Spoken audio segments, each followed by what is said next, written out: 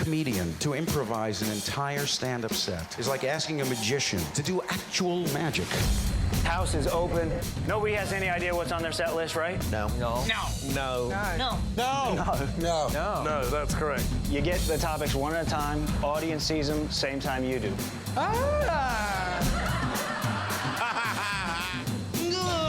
As long as you're hilarious, nothing can go wrong. Can you believe I'm actually doing this? I want to go up again. I want to go up right now. Oh, God. Please refrain from reciting the punchlines along with me. Have you heard about Satan? Don't clap that!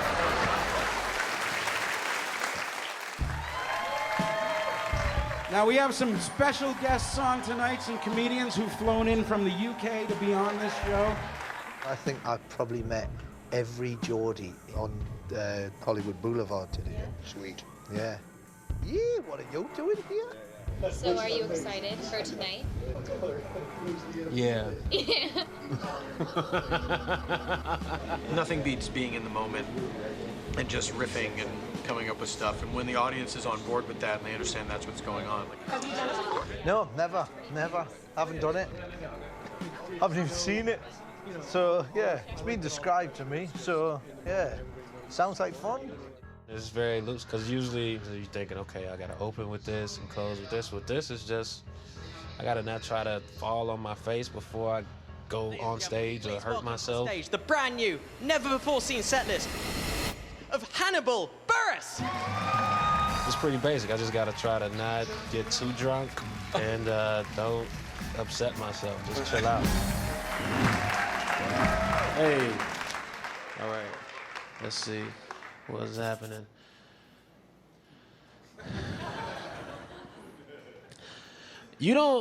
I think it's good when you don't let your religious beliefs define your character.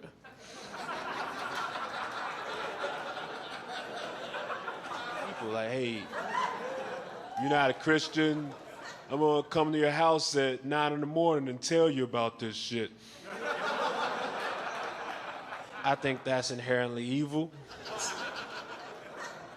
Whereas you have a friendly person that's all about Satan, they know that people don't want to wake up that early.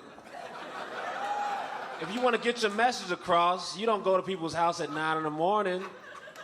You meet them at a bar, you give them cocaine. Here's some cocaine. Have you heard about Satan? He's a cool dude.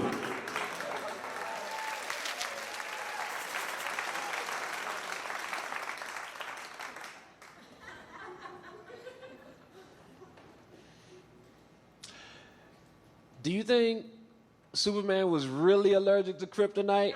Or I think he was just being a weirdo about it. I don't think he was allergic to kryptonite. I think he was just in his own head about it. It's like, oh, I don't wanna. Nah, you was just scared of that guy. It wasn't a kryptonite. It was you. Your brain is your own kryptonite.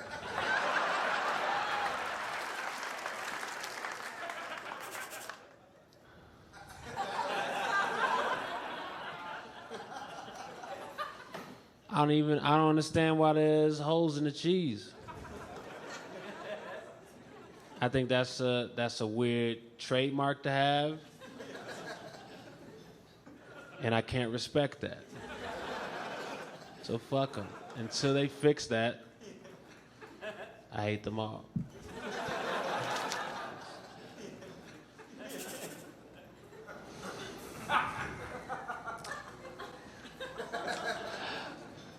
You know, Jaws was a hit, but we haven't had anything else since then. Has there been? Is nothing that's captured the zeitgeist? Is that a good word? I never said that word before. What else is there to say about sharks, though? What other story is there to tell? People get in the water and sometimes sharks eat them. That shit is boring. A shark bites off girl's arm, girl still surfs. I don't care. Sounds kind of dumb to me. Sounds like she's halfway to having no arms.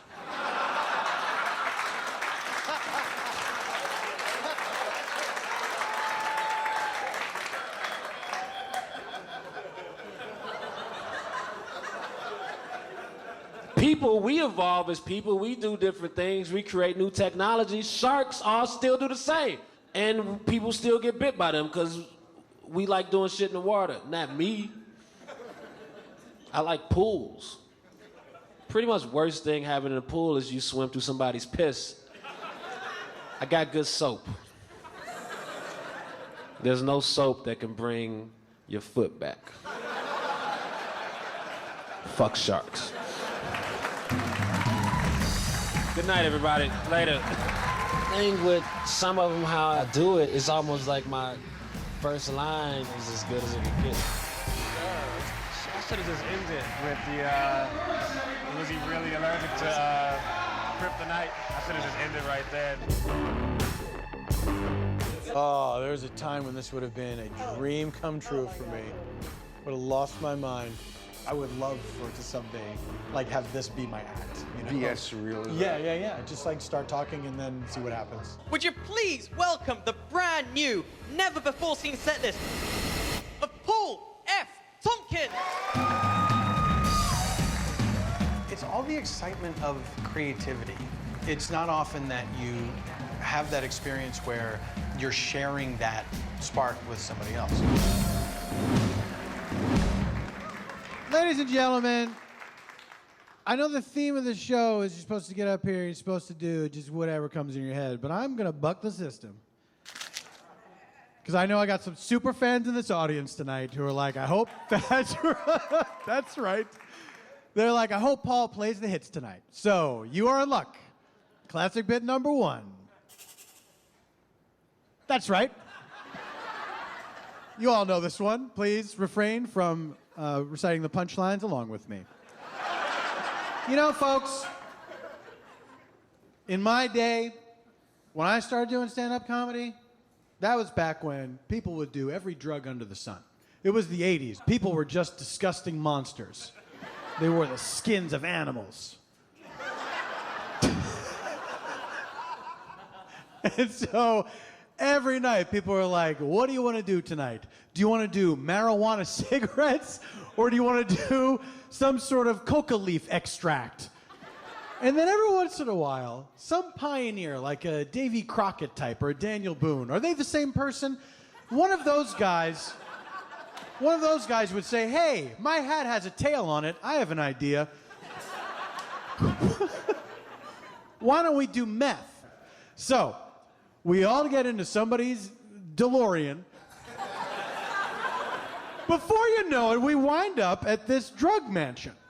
And this guy comes out in these flowing white robes, and he says, I understand some of you here seek methamphetamines. And we all shut our hands up and said, me. I want meth. And then he would say, calm yourselves, children, calm yourselves.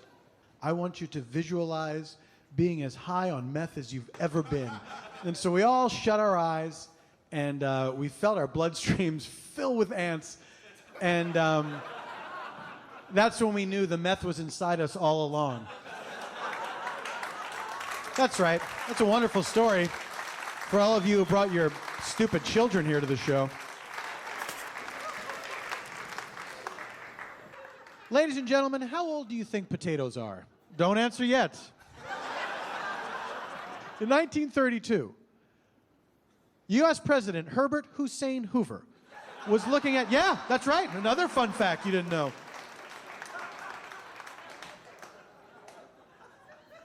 He was looking down the barrel of this Great Depression that he had created. He said, man, maybe I shouldn't have created this Great Depression. I really thought people would get the irony of it, but it turns out, no, they're really unhappy about it. I thought it would be fun. So President Hoover said, okay, think, Hoover, think. Everyone's starving. How do I solve this problem? At that point, potatoes were as expensive as caviar. and 3 times as gross. And they were very runny. And in every third potato, there might have been a scorpion nest. So, like, it was for very rich people who were like, I get the taste, but I can understand why some people don't. Hoover said, all right, scientists, I need you to breed out these, first of all, first order of business, breed the scorpion nests out of potatoes. Secondly, kind of firm up the consistency a little bit. And thirdly, make just 1 billion of them so they can be affordable to people who are taking the pennies off the eyes of corpses to buy food. So, Hoover did it, the scientists came through, and now we all have food for life.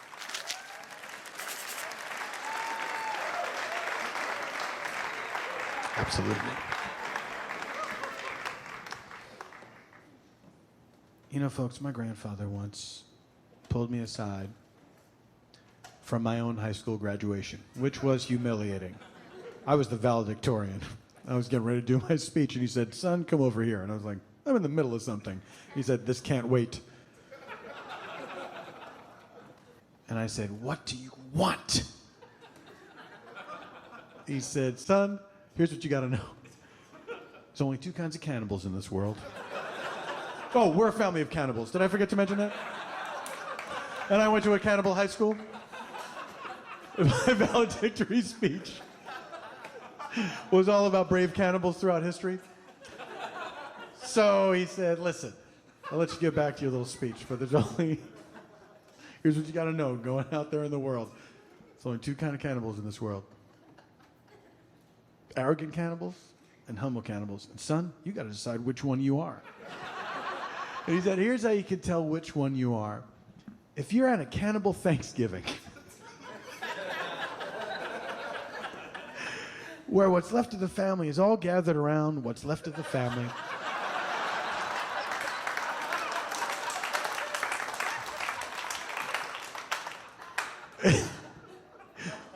And you got an eye on that drumstick, right? You're looking at it like, oh, I've been staring at that leg for most of my adult life.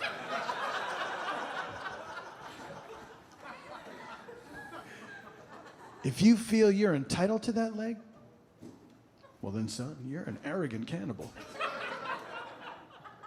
But the humble cannibal, ladies and gentlemen, the humble cannibal looks at that leg and says, you know what?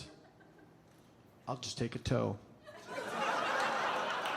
Because it's Thanksgiving. Thank you.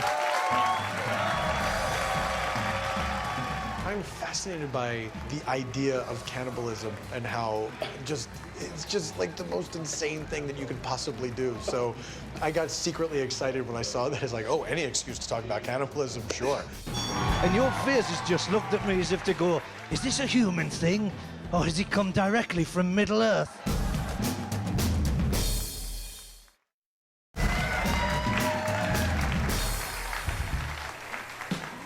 That's one of my favourite things, like watching acts doing like Letterman or Leno or whatever, and when they come on, they just go, so a lot of you came on buses tonight, so and you go, at least walk on and go, I've got a joke about a bus. Just do the fucking thing. Do you like sports? Do you like sports? Yeah. Oh, you don't? Okay, well, okay. That puts a kink in my plans. Yeah. So we're really going to find out whether they can understand my voice. Will you welcome the brand new, never before seen set list of Ross Noble? Because it's an American audience and they're not going to know me, that makes it interesting.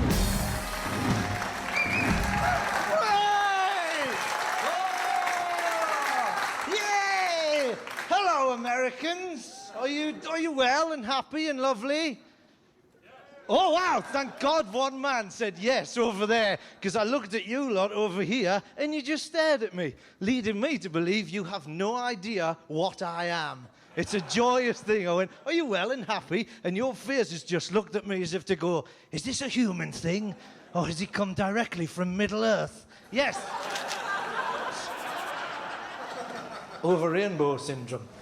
No, it's a terrible, terrible illness, and that's probably The main reason I'm here tonight, to be honest, ladies and gentlemen, is to basically make an appeal to you for the little kiddies that suffer from over the rainbow syndrome. They need your money, because over the Range Rover, I can't even say it, over the Range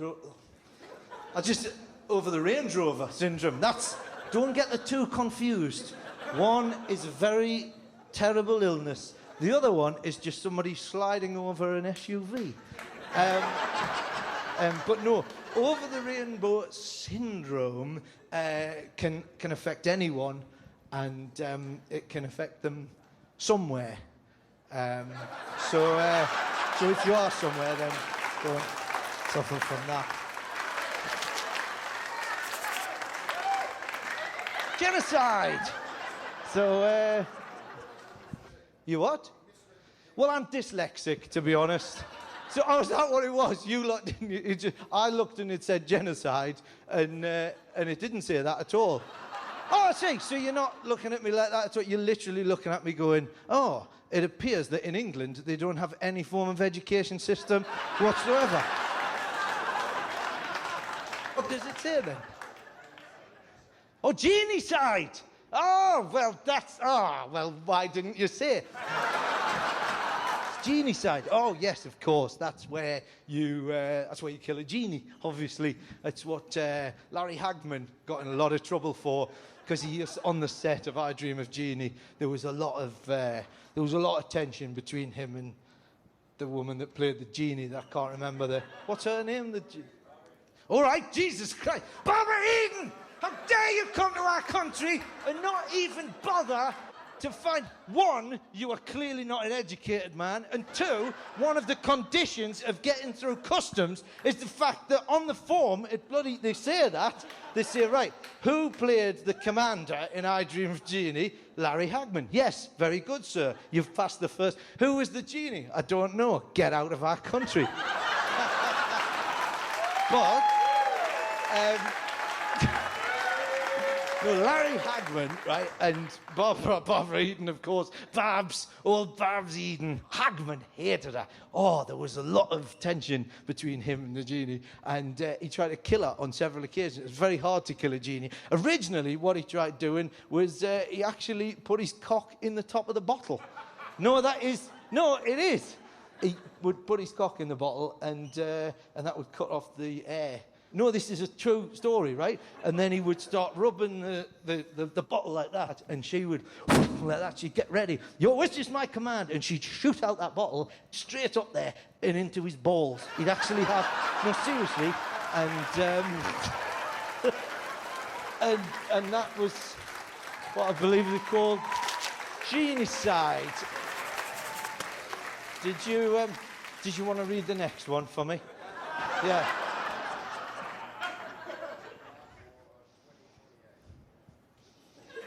Sorry, I genuinely turned round to have a look at that, just in case you were just making it up. You see, the thing is, right, this was the great tranquilizer dart war of 2028, but there was several wars that year that weren't all that good, to be honest. There was the sort of moderately ambivalent tranquilizer dart war in 2028. Oh, that's in the future, isn't it? Yeah. And actually, at the speed that I'm going at, we might actually be there to see it. In fact, what's going to happen is I'm going to do so long on here that we're going to be here till the year 2028, and the producers of the show are actually going to come on with tranquilizer dart guns. And it's... Don't clap that! You better be clapping going, I found that amusing, rather than going, brilliant. We're going to actually tranquilize them. In fact, I'll give you all tranquilizer darts on that side. And you, actually, no, that doesn't work because you're facing each other. All I'd have to do would be to stand back and then, you'd all be... Actually, that'd be pretty great. In fact, that's probably why it got its title. Yeah, brilliant. Yeah, thanks.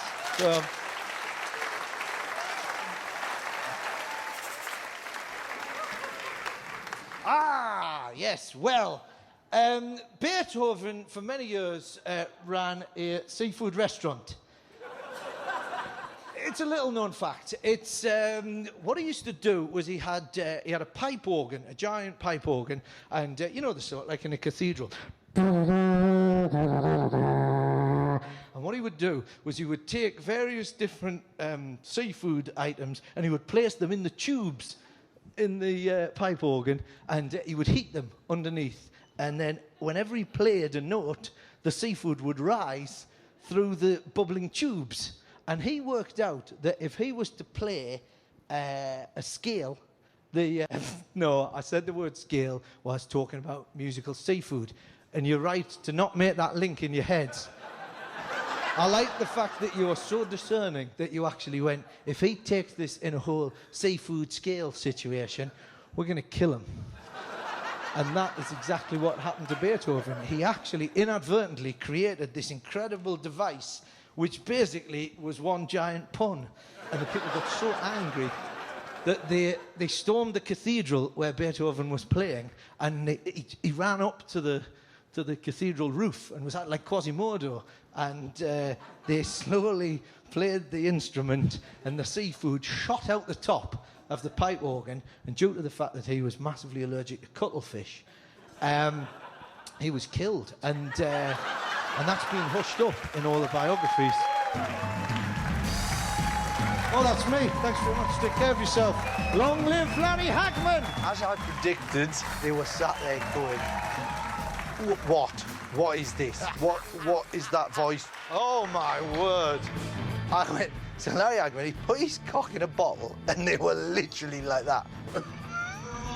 Well, you kind of got to get on the Ross Noble train. Yeah. Whereas I think these people tonight were at a truck stop, and all of a sudden a train came in, and they went, oh, this isn't a truck, it's on rails.